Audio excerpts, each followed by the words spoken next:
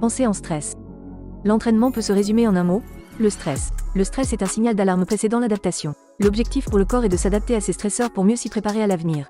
De manière théorique, une adaptation suit toujours le même processus avec une première phase d'alarme que l'on associe à l'entraînement, une phase de résistance que l'on associe à la récupération et éventuellement une phase d'épuisement que l'on associe au surentraînement.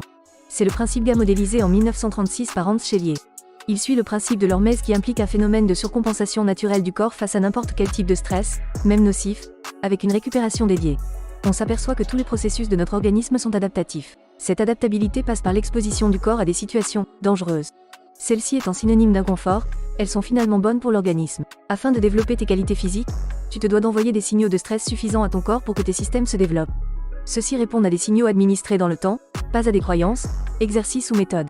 Par exemple, soulever des charges lourdes envoie un signal spécifique de stress au système nerveux pour la force maximale. Les cellules répondent spécifiquement aux contraintes mécaniques qu'on leur impose. A l'inverse, si tu n'envoies jamais de signal au corps, il perd de ses fonctions.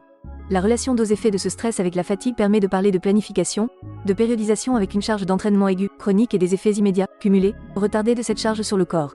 Toutes les techniques de périodisation n'ont fait qu'un seul objectif, maximiser le stress sur une période donnée et dans un contexte précis. Courir 7 jours sur 7 à basse intensité est une forme spécifique de stress, tout comme faire un ARM en squat 1 fois par semaine. Cependant, deux personnes ne réagissent pas à un même stress en fonction de multiples facteurs comme l'âge biologique, l'âge d'entraînement, la génétique, les capacités de récupération, le mode de vie. Finalement, même si l'objectif est de toujours s'entraîner avec une intensité et un volume maximal pour maximiser le stress ou imiter les meilleurs, ce n'est pas forcément possible à cause de ses propres capacités à encaisser le stress.